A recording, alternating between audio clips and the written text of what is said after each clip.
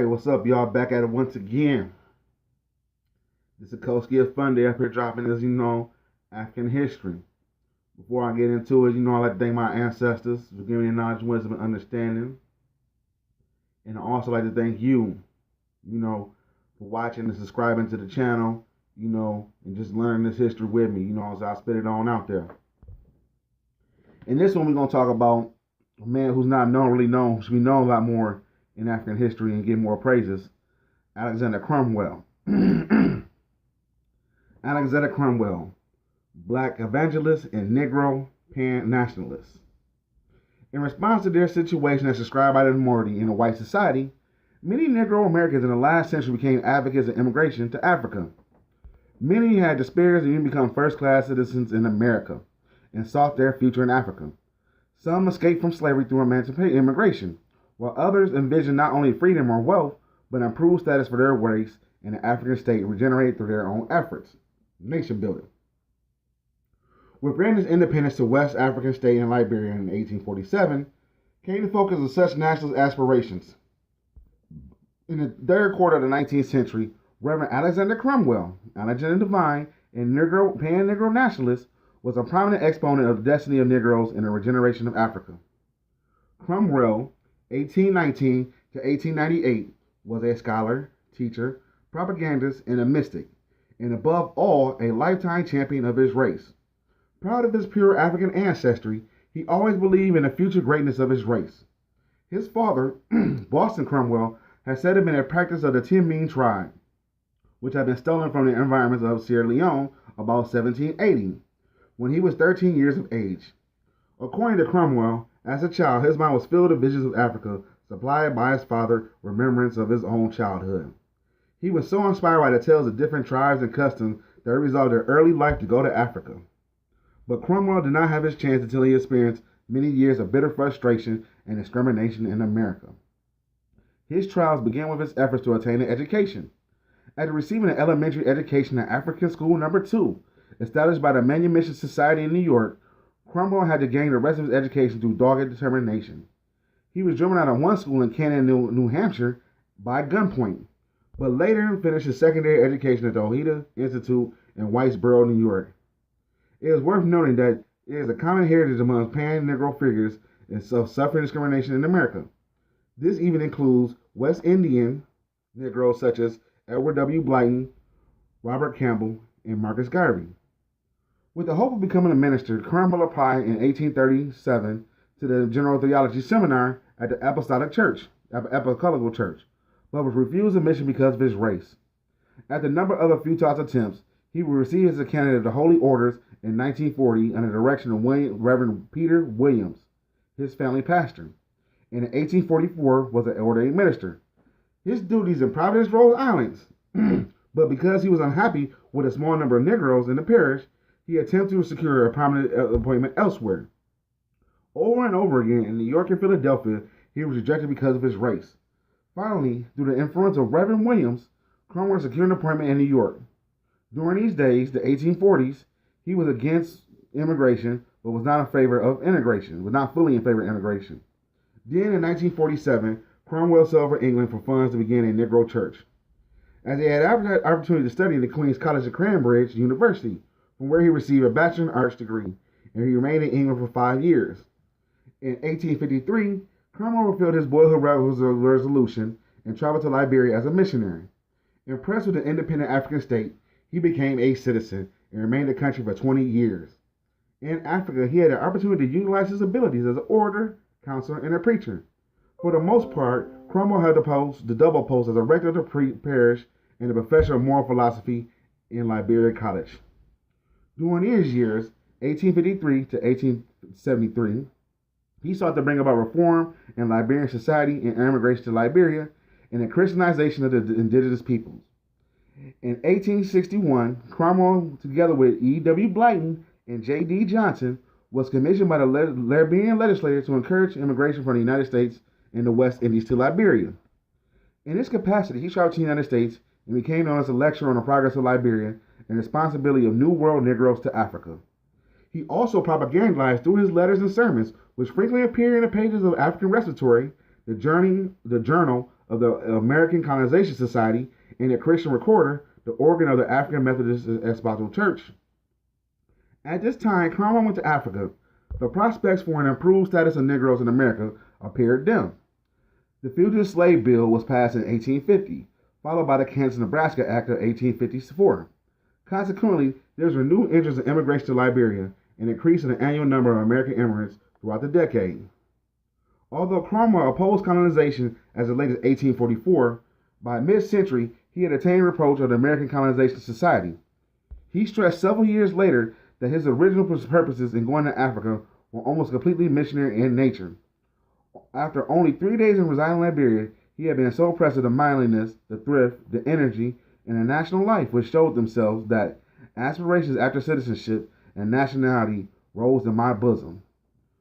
Almost immediately, he became an ardent immigrationist who did not hesitate to warn Negro Americans.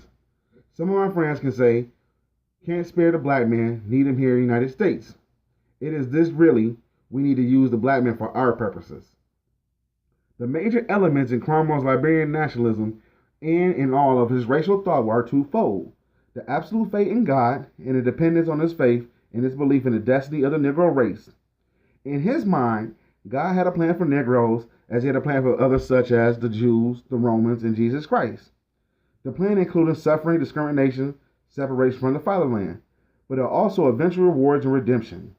It was Crummell's belief that the mid-19th century there was simply ample evidence to show that the day of regeneration of Africa and her children is fast drawing near.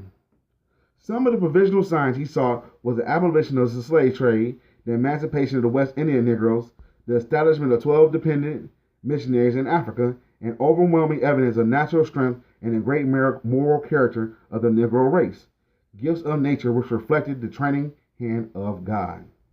Along with faith in the Negro plan went the vigorous sense of race pride. Crummell spoke of his own pure African descent in Negro Americans as members of a but rising race whose greatness is yet to be achieved. Even more vigorously, he asserted that a free black man in this country is superior to the Russian, the Poland, and the Italian.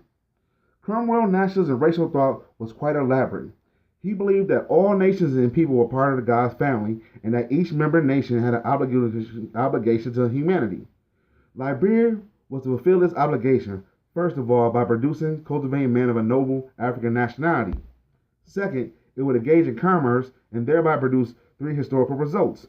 It would end slavery by underselling American cotton to the world market. It would stimulate exploration and Christianization of the African interior, and it would create a prosperous republic that would add wealth to the world. Finally, Liberia would fulfill its obligation by creating a vigorous government which allows God's law and set example for the world. A virtuous government, as Crummell envisioned, will be a republican democracy, a system of government which guarantees universal personal freedom, earned at the diffusion of knowledge, and to seek more elevation of its citizenry. He preached against the despotic government such as the King of Domi and the governments which foster privileged classes. Crummell was aware of the deficiencies of the infant Republic of Liberia, and that reform was necessary if it was to fulfill its destiny as a model state. To this end, he sought to impress upon the countrymen what he felt was economic and social stagnation of the nation, the lack of progress in trade, agriculture, and education. In his analysis, it was his very responsibility to build roads into the interior and extend jurisdiction over the inland tribes, to build missions and increase foreign commerce. Crummell strongly supported the founding of Liberia College and hoped that, similar to other racist patriots, they would attract students and scholars from all over the world. Requests from him from his national support of schools and students often appear in the African repository. Crummell felt that it was essential for the development of Liberia that it attracted men and women possessing good health, character, and skills. A young nation could not grow if it continued to receive sick and elderly, ex-slaves freed on the condition that they migrate. Thus, he ardently encouraged education and skilled Negroes to colonize. Unlike Blyton in his early theory, or Bishop Henry Maniel Turner of the AME Church, Crummell never advocated complete exodus from the New World Negroes to Africa. In order to win some anti-immigration support for Africa, he rejected the idea that America would ever become the home of the Negroes. In this compromise, Crummell didn't differ from his Pan-African figures such as Bishop Henry Maniel Turner or Blyton before the 1880s, when he revised his new views. However, when appealing for migrants, Cromwell was always ready to distort the material riches and opportunities to Liberians. In an address in New York in 1861, he assured the audience that every department of life and labor in Liberia was unmistakable evidence of growth, and that every enterprise would pay for itself within 5 years. In Cromwell's theory, fit agents of African regeneration of the New World Negroes, the lost children of Africa, who have been obligated from divine providence, it is the duty of the black man to feel and labor for the salvation and the mighty of millions of their kin all throughout this continent. Initially, civilizing and Christian work were to be accomplished by voluntary migrants and remnants of the black race. However, the permanent work of regeneration were to be completed by the indigenous agencies. The role of the New World Negroes then was to organize, educate, and cooperate to the indigenous Africans into the Republic. Cromwell's pleas for support of Africanization were based on a profound sense of racial identity and solidarity. Although he was not in favor of colonization other than Libya, Cromwell refused to condemn immigration to Haiti, Brazil, or Ibiak in the village Niger Valley, as was proposed by Martin Delany in the African Civilization Society. His utmost concern was racial solidarity. Thus, he stated the Niger Valley plan was unwise, but urged black men to eagerly build the race in distant quarters of the globe. Cromwell was in agreement with Delany in the African Society, however, on a plan to undermine American slavery by planting cotton in West Africa and underselling southern planters in the world market. To the best effect, African regeneration and racial solidarity, he argued, that colonists should not scatter along the coast of West Africa. Rather, he urged them to concentrate their power and influence in Liberia, where they would be welcome and will find a government, customs, and language which they were familiar with. After immigration in the United States and subsequent decline of the interests of colonization, Cromwell expressed criticism of the Negroes for thinking contemporaneously of Africa. He reminded them of the noble and courageous history of their race, which white men ignored. Cromwell also deplored the loss of race consciousness and the indifference of Negro Americans that occurred during Reconstruction. By 1870, his criticism of Liberian society was more profound and his optimism of the future abated. In a speech delivered on the anniversary of Liberian independence, July 26, 1870, he felt it necessary to criticize his countrymen for several mistakes. In particular, Cromwell protested against the neglect of the indigenous African population, for they were dependent upon the foreign source supplies of their needs, which resulted in the neglect of the native resources. He asserted that Americo-Liberians failure to perform their duty to train the Africans was due to a false sense of superiority and prejudice against the indigenous people. He exalted the innate ability and the character of the indigenous Africans and cautioned Liberians to respect and work with them, or respect inland tribes unite and destroy the coastal colony. To avoid such disaster, Cromwell encouraged his countrymen to build roads and develop trade into the interior of Liberia, and educate the sons of chiefs and establish government farms. To accomplish this, he suggested they first concluded alliances with powerful tribes in the interior, and thereby secure open roads and uninterrupted trade. The immediate object of such an effort were to be profitable for commence, but the ultimate purpose in Cromwell's mind was the spread of Christianity. His thinking on the object of migration and regeneration remained consistent through his life. Only his ideas on the means varied. While in 1850 and the 1860s, Cromwell had been critical of imperialism. By 1870, he came to espouse imperial protection for Liberia. His loss of faith in certain educated Negroes migrating to Liberia and the distrust of the caste-conscious Americo-Liberians repeatedly led Cromwell to consider the external forces as stimulants to Liberian development. For in 1870, he proposed the Liberian government attempt to get the United States to offer guarantee of a protectorate of Liberia. For a lengthy period, and for specific ends pertaining to African regeneration, with those monetary helps and assistance, that moral guardianship will enable us to commence a greater work of interior civilization by means of roads, model farms, and manual labor schools, and with the definition condition in our internal economy. And our full national function should be remain intact and undisturbed. Cromwell definitely did not wish Liberia to become an American colony, but rather perceived patronage and protection it needed that felt the America owed black men. The American protectorate never materialized, but Cromwell appears to have considered other imperial protection schemes. In 1877, he lamented, in retrospect, that Great Britain had passive opportunity to extend its jurisdiction over West Africa and thereby bringing peace and Christianity to the continent. Cromwell felt since the British armies entered Abyssinia in 1868 and the Ashanti Kindi on the west coast of Africa in 1874, they had a moral obligation to march across the continent from west to east and establish their jurisdiction. More importantly, the British could have put an end to the marauding and slave trade of the Muslims, whom Cromwell considered destructive influences despite their higher level of learning. While Cromwell differed from E.W. Blyden on the value of Islam, it is properly that he was influenced by Blyden's in the outlook of European imperialism as an aid to African regeneration.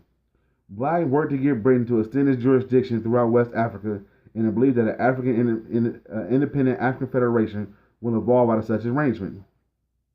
Although disappointed in the lack of progress of Liberia, particularly with respect to the prejudice against the indigenous Africans, Cromwell continued to write optimistic letters to America and encourage migration. He must have believed there was still a possibility for a model state if skilled black men immigrated. In a letter written in 1871, he noted, "Liberia is better off today than it was before since her origin. Now the people depend on their own labors." Cromwell continued to bemoan the absence of brotherly love and interest in Africa on the part of Negro Americans. He also expressed the belief that the key to regenerating tribal Africans was to educate the women. If the African girls were evangelized and educated, it would put an end to polygamy and other such heathen practices. Cromwell returned to the United States in 1873, and his great hope for Libya is dampened. During the last years in Libya, his work had become progressively more frustrating due to consistent hostilities and opposition of a mulatto ruling class. Of course, he never gave up on defending pure black men. Upon his return, he experienced and well suited for the work which he quickly entered, working for racial solidarity and civil rights in the United States.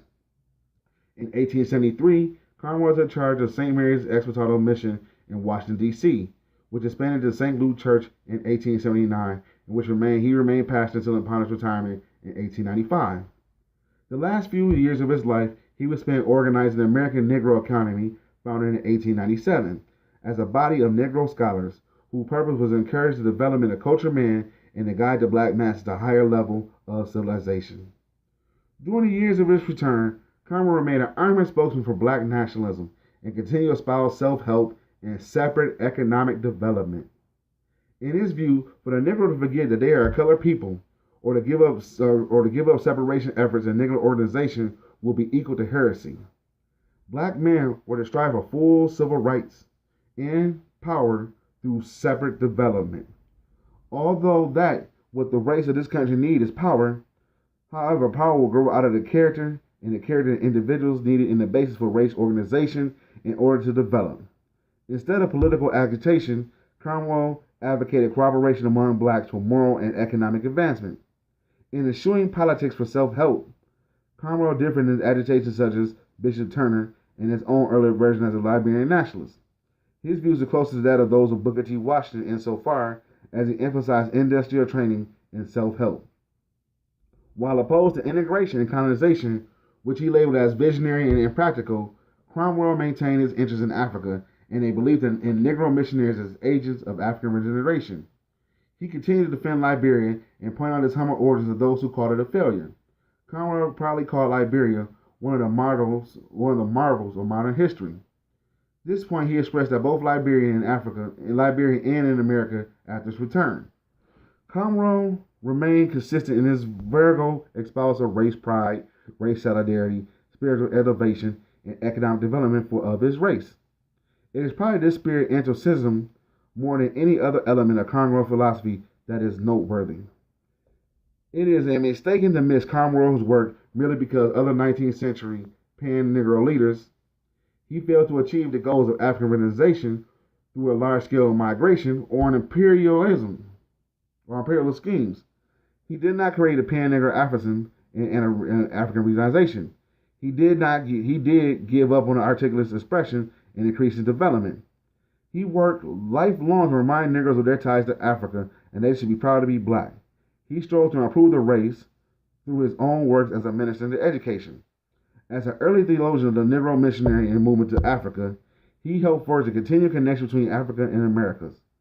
For it was through the Negro churches of Africa and America that these means were provided for the growing numbers of Africans to attain education in Negro American schools in the late 19th century and early 20th century. Cromwell's significance lies not in the numbers of immigrants, but in his reverent belief in the great past and the great potential of his race. It lies in the fact that his anthrocism participated later currents in the Negro's thought. His ideas in international racial identity and for concerns of the welfare of his race throughout the world made him a pioneer of the 20th century Pan-African thought. And there you have it. Alexander Cromwell, a man that's already talked about, who really, some of the views he had ahead of his time, besides the Christianity stuff, a lot of stuff was right on, spot on, and exact. You got to build the inside of the roads, inside the country. You got to build trade and build commencement. As you see, we got tainted up in the white man's mix so tough that we started doing colorism. You know what I'm saying? We went over there. You should really read about Liberia during that time. I have read a couple of books on it. Read about Liberia during that time, what happened. The people that came back, that went to the Americas and went to Liberia, they started setting up a slave class over there. As you know, they talked about a little bit here in this paper. You know what I'm saying? Thinking they was better and stuff like that. They started setting up plantations and started living like Southern welfare masters over there. Real talk. Read books on it, fam. We got to get there. We all African. We all one people. You know what I'm saying? Whether it's in here in America, Brazil, you know what I'm saying? Whether it was in Australia, Papua New Guinea, parts of Vietnam and stuff like that. Whatever you're in Europe right now, Black Brit, you know what I'm saying? Black French, so-called Black Frenchman, Black Brit, whatever, whoop-de-whoop. We all African. It comes before all this stuff like that, And we got to understand that if we were planning to take this mug over.